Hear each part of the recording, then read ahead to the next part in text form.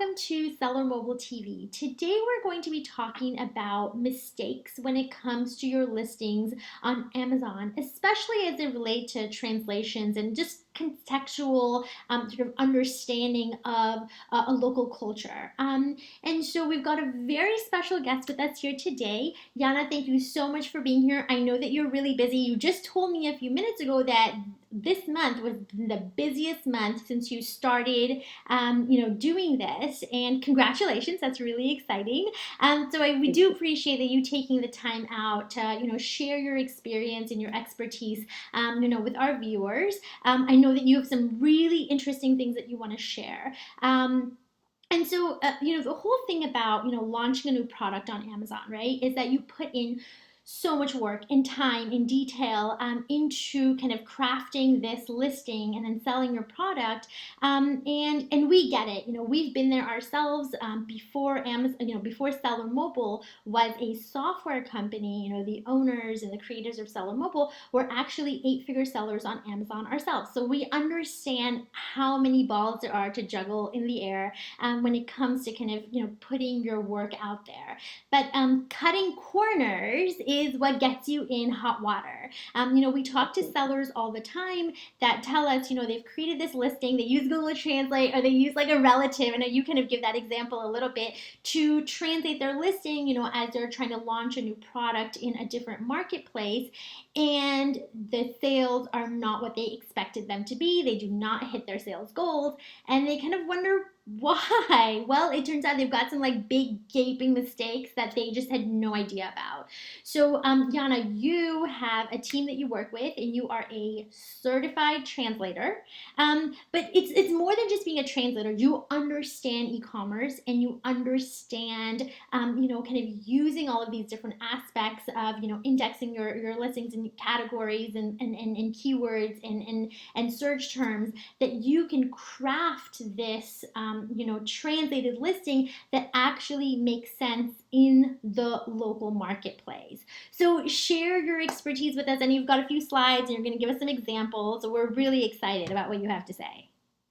Right. So thank you so much for having me. And I just love that I'm actually a translator who has a little background in e-commerce and Amazon. I've been working in e-commerce since 2005, and it's been such an amazing, journey for me from, not having Amazon basically as a marketplace to just like having what we have today.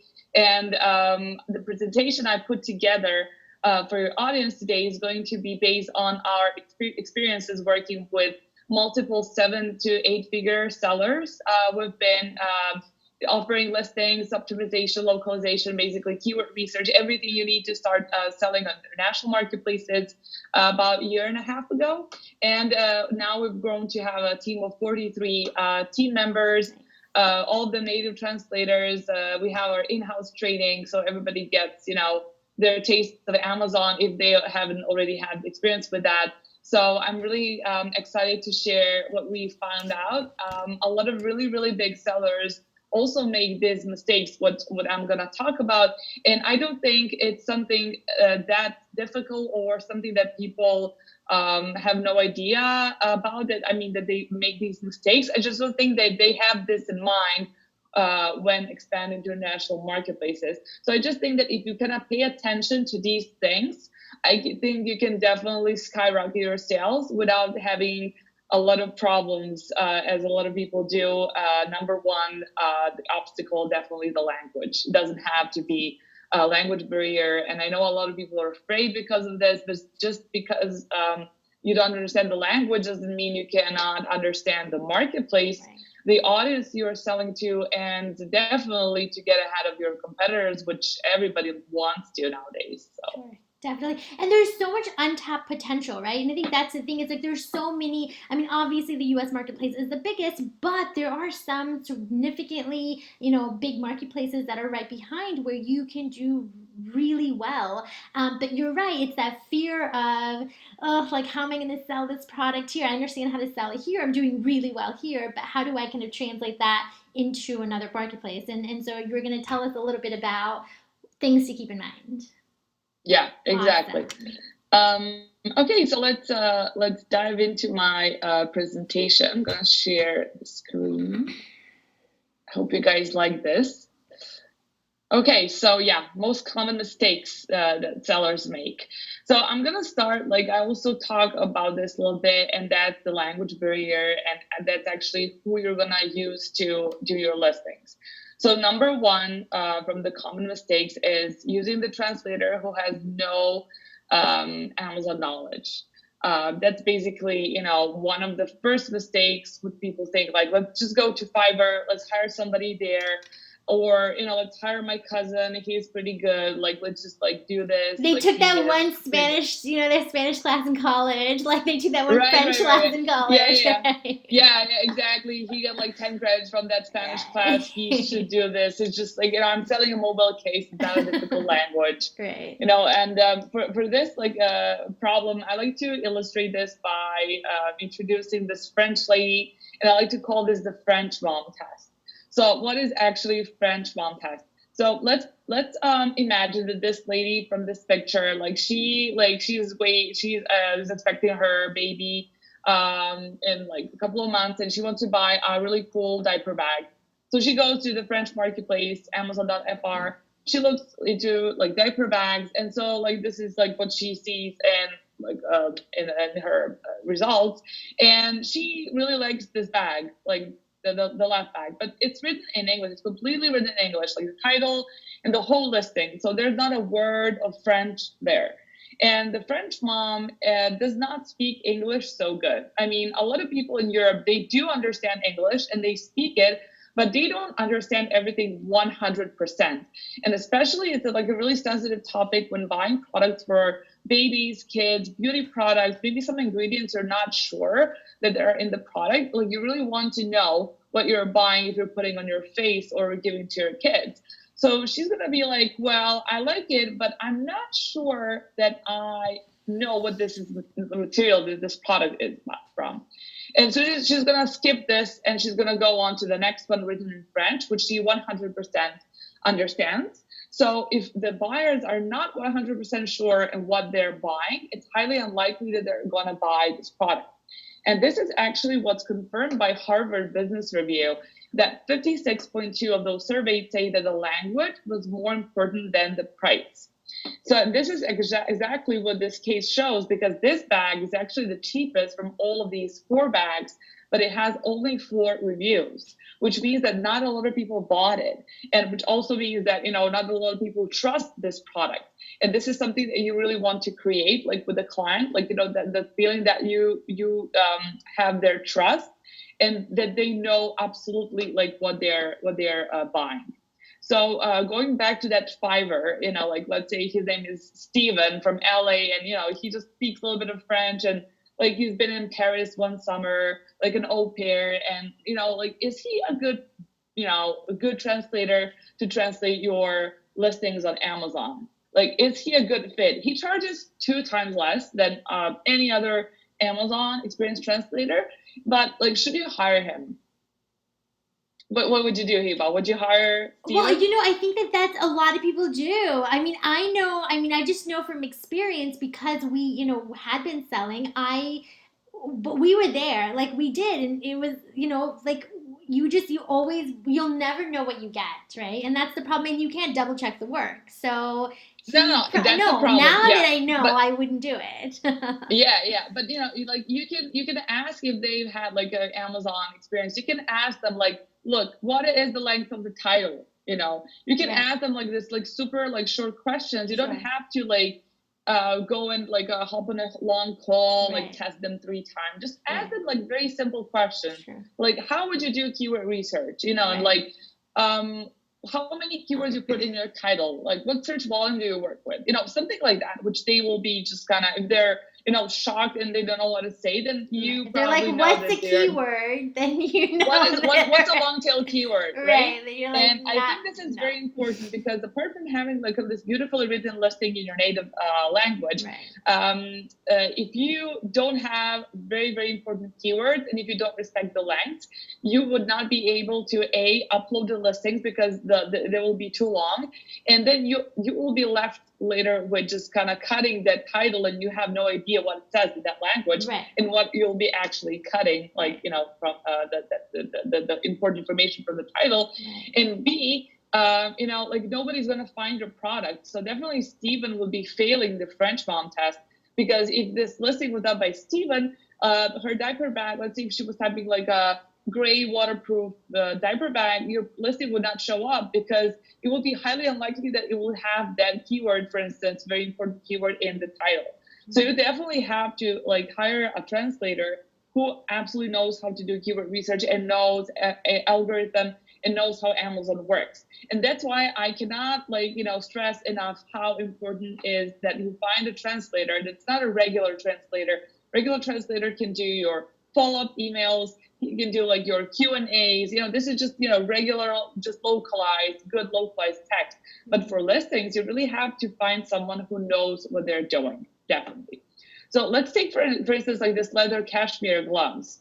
So when it comes to the regular translation, or a regular translator would do, they would just translate this word by word, and this is how it would look like, and it will be 100% the same as it was in the original text.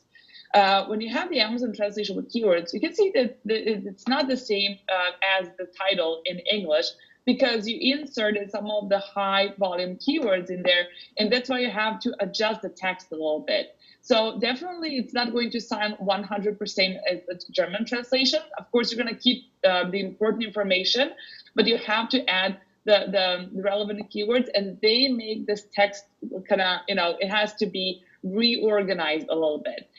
Also, if you compare two languages, like the Amazon translations for two languages, let's say Spanish one, it doesn't look like the German one. For instance, this is the German, this is the Spanish one.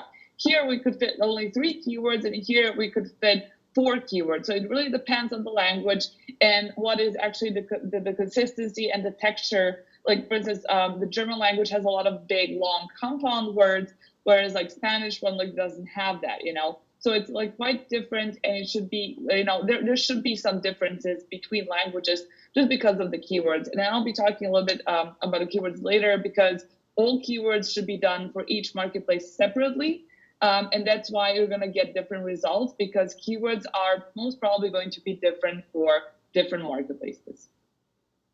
This is one of the most frequent questions I still get. And I still get like really surprised, because Google Translate has come a long way from how it was like 10 years ago, like having like made in Turkey, like stuff like that, like t-shirts and similar, and all the Chinglish and, everything you get like from Chinese sellers on the US marketplace. But a lot of people that you would just say like, I just put my keywords I did for the US marketplace, I just put them and then they, get them, translated in Google Translate.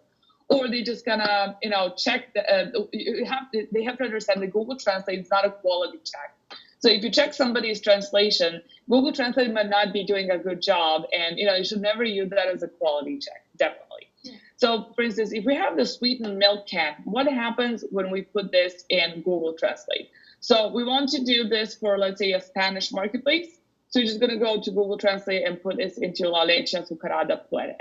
And by putting this keyword, let's say a so-called keyword, to the Spanish marketplace, you're not going to get any sort of milk, condensed milk. You're going to get like a lot of like random stuff, not connected to any sort of condensed milk. The actual word you're looking for is leche condensada. And this is like what you would use, should use like for search for your product. But if you were to use the Google Translate, you'll get something which has nothing to do with the actual product.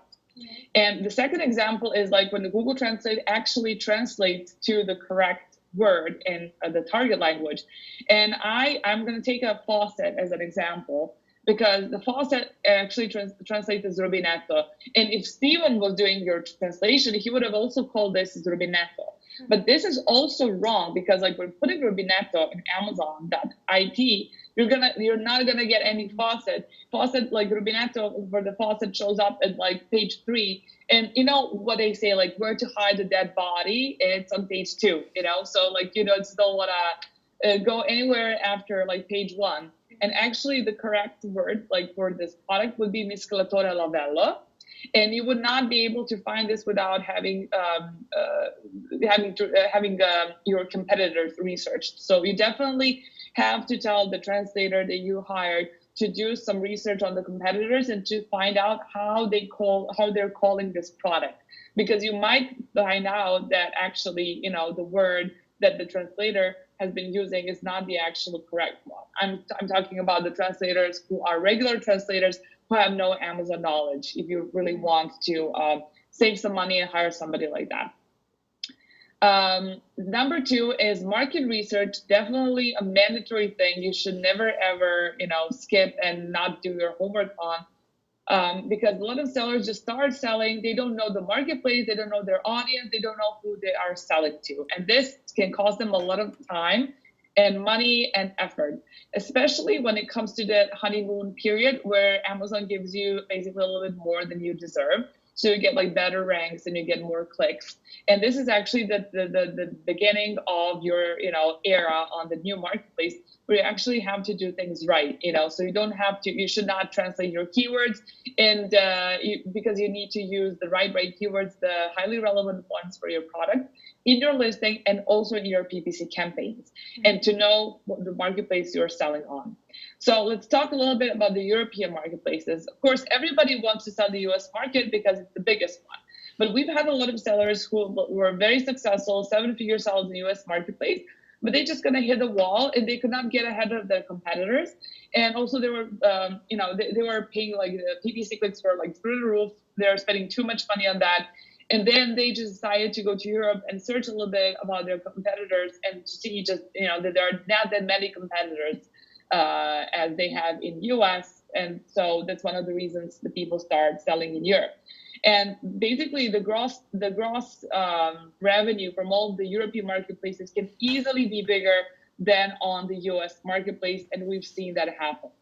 I would always recommend people going to the German marketplace because it's the biggest marketplace in Europe.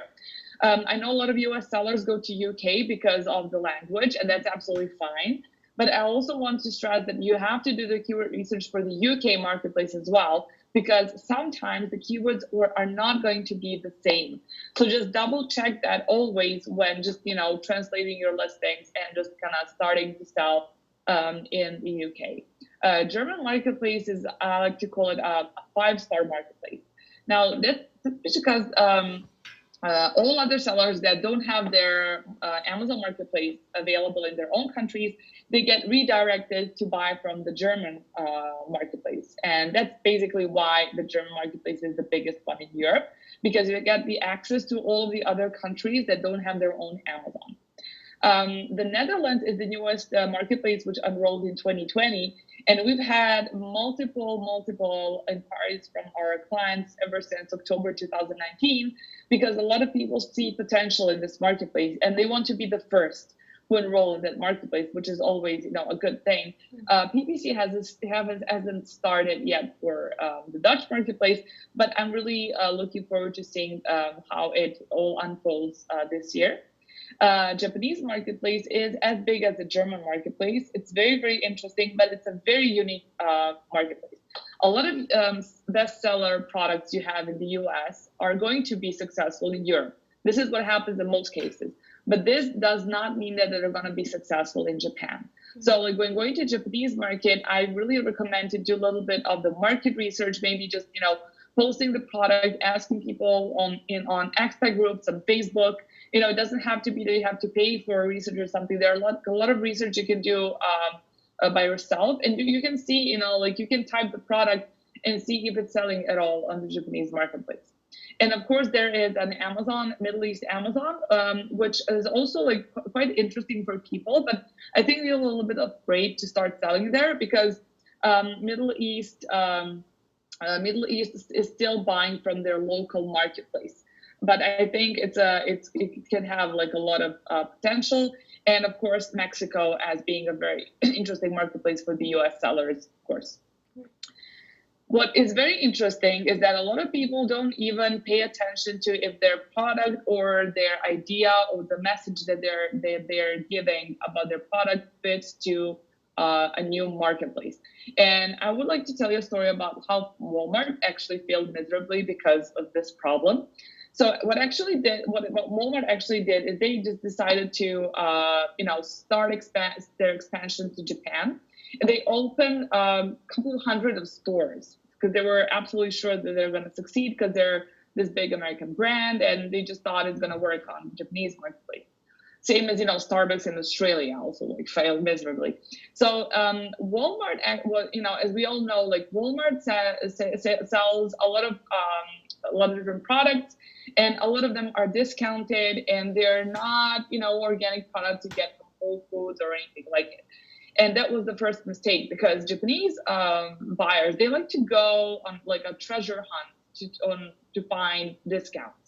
And this was like already given to them over here. And so they were just like, there is nothing I can do here. Like everything is just They're skeptical. discounted. They're probably like really skeptical as to like, well, Yeah. why is it so They're cheap? Like right really... off the front. Yeah, right off the bat. Yeah, like, is this like really something good? Is this something Right. I want to buy for my family? Right. And then problem number two is that the Japanese people, they like locally sourced products. And this was also not something that Walmart could offer them. Right. And so they found Walmart as basically just this boring store where there is nothing exciting they could do by none of those important products for them, nothing interesting. And that was that. And Walmart actually had to close literally all of their stores within a year after they opened it on Japanese marketplace, because they failed to adjust and they failed to understand what their audience wants. Right. On the other hand, Costco, like another giant from the American brand, they absolutely succeed on the Japanese marketplace. And you're probably wondering why, because this is like, it's like very typical. It's like, buying big, buying in bulk. And Japanese people, actually, they've never seen anything like it. And they've never actually bought like stuff in bulk. And they love that so much because they've created an experience for themselves when they go to Costco. They're like, wow, this is something unique. And like, look, I can buy, like 10 bottles of champagne, like, and like 15, I don't know what, and that was like very, very interesting for them, because that made them feel kind of special. And that created that very special shopping experience that they were looking for. And I don't think that Costco honestly knew this. I just found that they got like really lucky with this. And they, to this day, they're still doing like pretty, pretty successful in the Japanese marketplace. Right. So when talking about Amazon, because the thing is, it's a deal, right? They got a deal. They felt like they got something sort of more than they bargained for.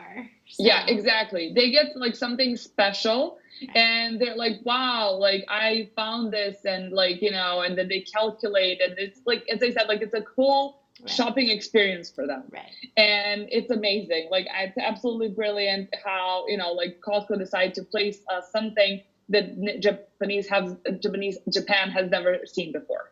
That's quite interesting. So when talking about Amazon and your product, it's also very important to know the rules, regulations, and who you're selling your product to.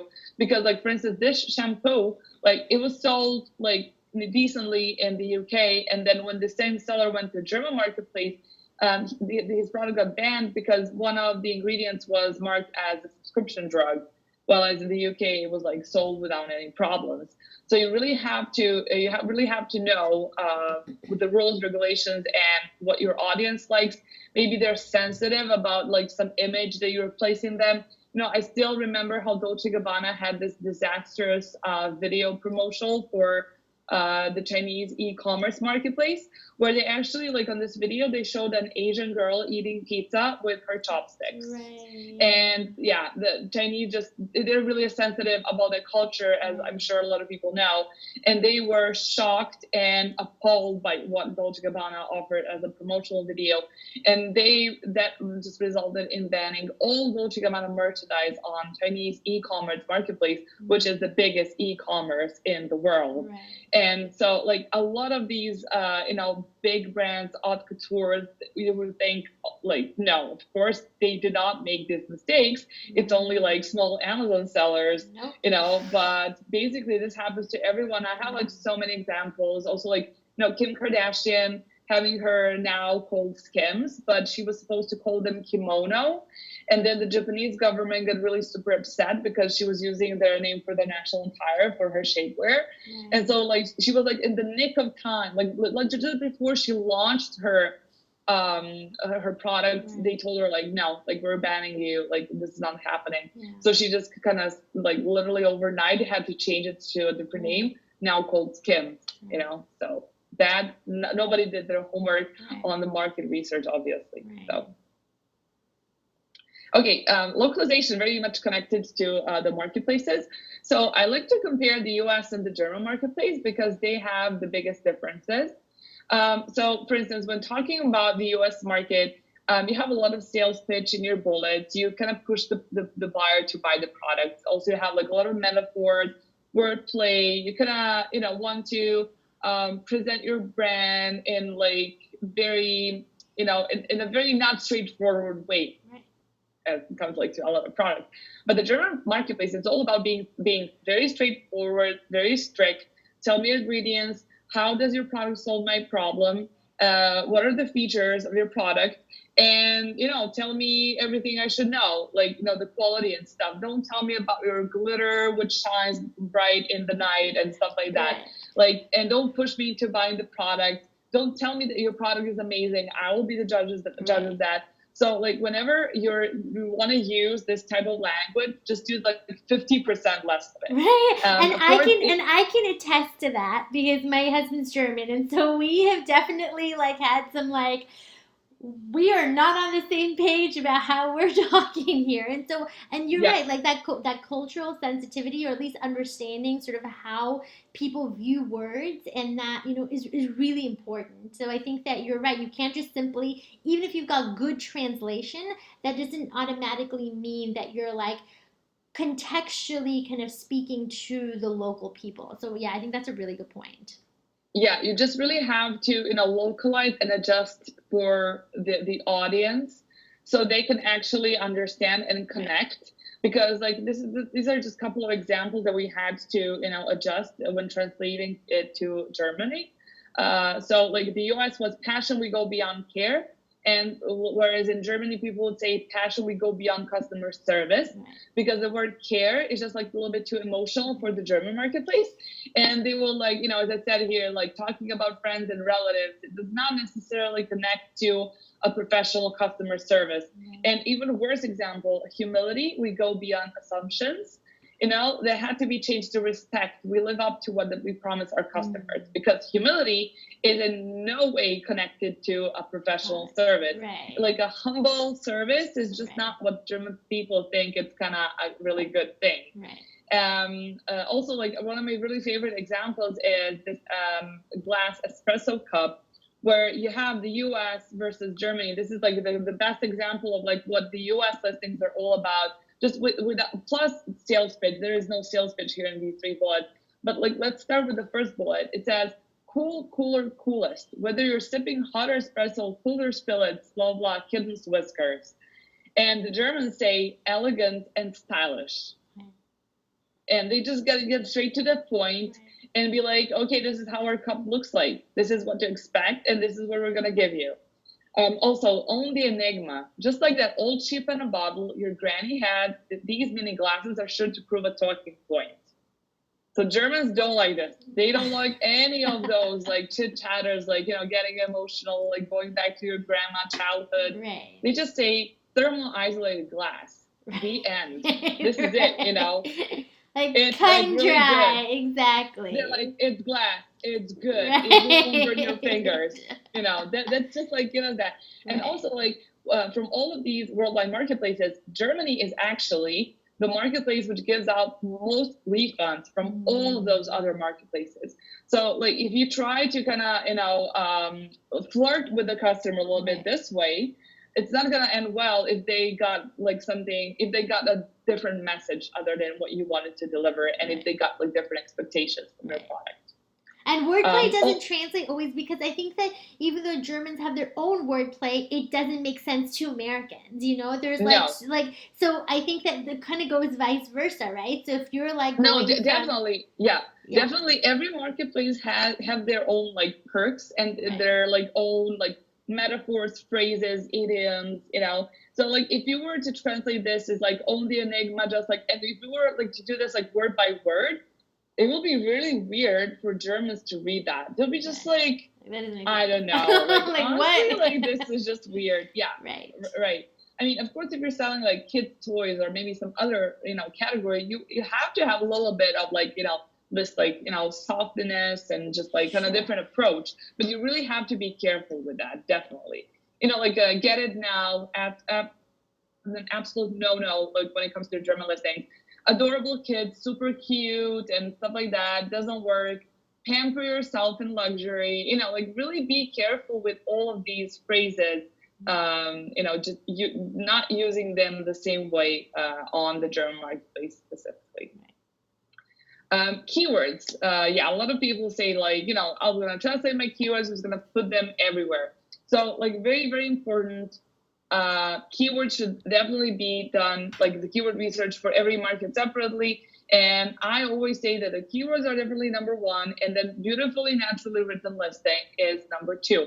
Ideally, you're going to have both, but without the keywords, nobody's going to be able to find your listing. So if you want to save like on one, like save on like, get a Fiverr translator, get Steven, but do a proper keyword research. And even if you don't have a translator who knows what he's doing, get somebody to put like the main keywords in your title. Like this is what you have to do. You can do that, like for instance, in Helium, you can put that in Scribble. You don't need a translator for that. Even if you put like the keywords in your title, it will make sense because the title is not something which reads as a sentence. You can like literally have that consisted only of keywords.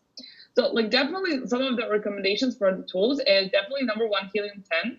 We like to combine Magnet and Cerebro with the competitor research. But if you don't want to spend any money or invest in the keyword research this way, you can use Sonar. It's a completely free tool. It doesn't give you as many details as Helium 10 does, but it gives you the search volume. You're going to see the high and low search volume keywords. And a little tool called AMZ Suggestion Expander. This is a Chrome add-on. So you just kind of install it and you get it like in your Chrome, like when you're gonna go on Amazon. So let me just show you how it works. So basically, this is how it looks like when you get like the AMZ suggestion installed. So you can just write how would you like to call your product, like faucet or bonsai or whatever, and then you're gonna get like a lot of really interesting keywords which can come before and after. So this is really useful when you maybe don't have enough of competitors on your marketplace, or maybe you're the first one to sell this product, because all these tools, they extract information from your competitors, and then sometimes they don't do a good job, and you have like really like a messy keyword database which you basically cannot use for anything. So this is really cool to combine with any of the tools that you like for the keyword research. Longtail keywords, of course, this is actually the keywords you should use. Avoid using single keywords because they're too broad. Whenever you're selling a new product on the new marketplace, you really want people to go exactly to that product of yours when they wrote down the relevant keywords. So like if you, this is for instance a makeup set, right? And it's a makeup brush, for instance. But you don't wanna put like a keyword just makeup. It's too broad, and there are not that high chances that somebody who wrote makeup is going to go for the brush. So like always use like the keywords that are definitely going to lead the potential buyers directly to your product. So if we take, for example, this pencil set, word count number 2 is what's set by default in Helium 10. And this is what you're going to get. But my tip to you is that because German language has so many long compound words, it means that one long word consists of two or three words. And these one big, bulky, compound word is actually a lot of times a the high search volume keyword. And you're not going to see it if you put this as word count number 2. So what you should do is go back and do another research with word count as number 1. And that's when you're going to get a lot of compound words, which you're never going to see if you put like the word count as number 2. And you'll be missing on a lot of like potentially good keywords, which your competitors might be ranked for, and you're not going to see them in your results saying like, okay, well, this is as good as it gets. I'm ranked for everything I've searched for so far. So don't skip the number 1 step when doing the keyword research. And the French keywords, a lot of French people kind of got lazy, and then they don't search the products with all of these accents on top of the letters. So you're gonna get like this result, A2E protection for your case for your phone. And by using something like this without the accents on top of letters, it's considered as grammatically incorrect. So when somebody reads this text, it'll be like, why is this written without the accents? It will just sound weird. And people might think you're doing like either Google Translate or it's like a really bad human translation. But how can you actually use these keywords? Because this is like a really good keyword. It's like it actually defines the product, and it's on the top results that you get for the keywords. How you solve this? So basically, you can put this keyword in caps. So anytime you write like something like this without accents in caps, this is grammatically correct. And this is the only way how you can use these keywords which don't have any accents, unless you want to use them in your backends. But I think it's such a waste of a good keyword just to put it in the backend. So you should just definitely put it as a caps lock, let's say at the beginning of each bullet, where you can point out to features of your product. You can put that at the beginning of your bullet. And this is how you can actually maximize on your keyword research by saving a lot of these without the accents into your caps at the beginning of your bullets. That's a really good point. Yeah. The strategy for placing keywords. So a lot of people have different things like what works, what doesn't work. A lot of people work keyword stuffing their listings a lot. But today what it works basically is just, depending on the category, but let's say it's 199 characters, which is for the most categories if you're not in the food category or clothing. So basically you should, a lot of people used to start with the brand, but I think the trend kind of stopped about like 5 or 6 months ago. And now they just start with the strongest keyword. Definitely, if you still want to start with a brand, you really want to start with the strongest keyword, and you really want to have your top 3 keywords in the title. Depending on like how long you want to go, 3 to 5 keywords is absolutely great. Then the first 2 bullets also, like you want to stay on the top of your keyword results and to put like one of those top keywords in your first 2 bullets. Third, fourth, and fifth bullet, if you can fit something, that would be amazing, because a lot of people say that the first 1,000 characters get indexed. So also one of my recommendations is not to write a super long bullet, because nobody will read a bullet novel, and just, like people don't like doing that. I think this is the perfect length for the bullets, like with the caps at the beginning, which emphasizes on the features of the product. And then like maybe 2 sentences of explanation and going more in depth on what do you mean by that.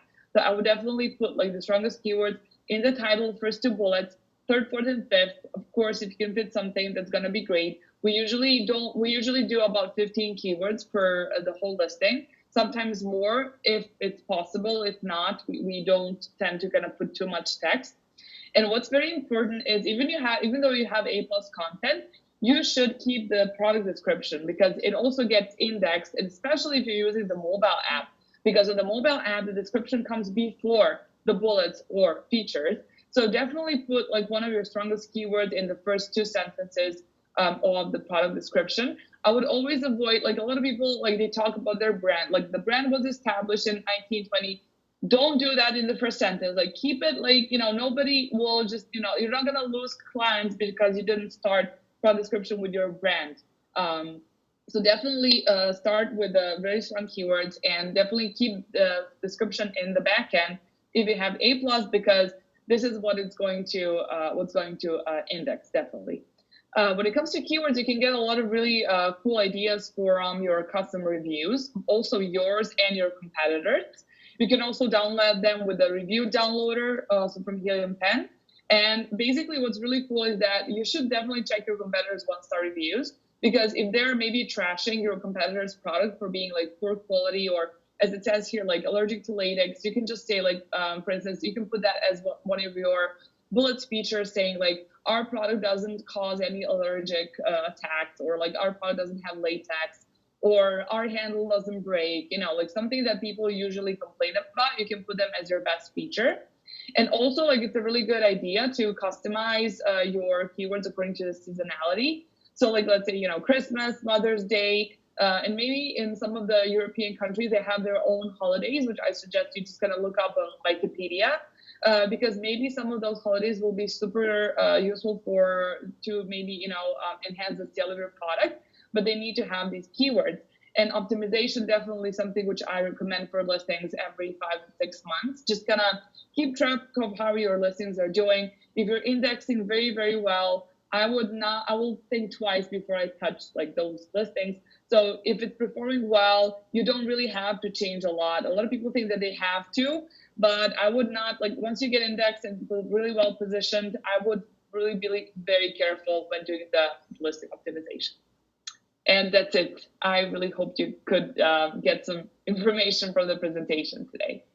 Thank you so much, Anna. This was really, this is jam packed with information. There was so much stuff here that I think is relevant to, to sellers. Either they've been doing this for a while and sort of not getting the results that they wanted in some of these international marketplaces, or they're wanting to branch out and start this on the right foot, right? So now, how can people find you, and what kind of services do you guys provide more specifically? Right. Well, I recommend to like our Facebook page, YLT Translations, because we're always sharing some tips. And if you like our tip about German and French keywords, like every now and then we share something like that.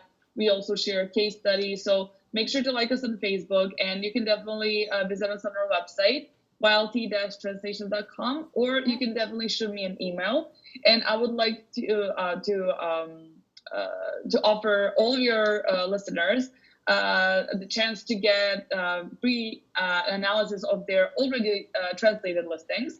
Okay. I know you have like some very big sellers in your database, so maybe if the sellers are wondering why their listings are underperforming, or what they could do to improve them, we can definitely point out to those low-hanging fruits, and we can make an audit of their listings, and definitely tell them, like, if there's something they should do, we'll definitely point out. And if there's, not, sometimes it's better, as I said, like sometimes we would not say like, look, you have to do this if things are, looking very bright for the listing and stuff.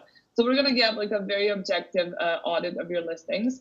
And if there's any other advice about the keyword research or anything else, feel free to shoot me an email, and I'll be very happy to help about that. Perfect. So is there a minimum number of listings that you guys work on? Is it just sort of a la carte, as listings come up? And is there any kind of criteria for people reaching out to you? We basically serve all sellers. So it's basically, like you said, a la carte. If you have one listing, if you have 200 listings, we have various sellers. And we don't say no to anyone who wants to expand internationally and just, experience how that is. So basically, if you need packaging, translation, ads, follow-up emails, we also offer customer service subscription plan, where you can send us as many comments and questions you get from your customers, and we get back to you in about a couple of hours. So it's like a really unique service on the market. Yeah. We also do flat file creation, so you don't have to worry if you don't understand the language. Basically, we cover everything when it comes to foreign languages and having problems with that. Perfect. Now, how many languages do you guys work with? We do all European marketplaces. Okay. So it means Germany, France, Spain, Italy, Germany, France, Spain, Italy, the Netherlands, and UK, of course, if need be, and Japan and Mexico. Perfect. And you've got local people from Yes, those we have our countries? in-house. This is really rare to have translators who are in-house and working full-time for one company.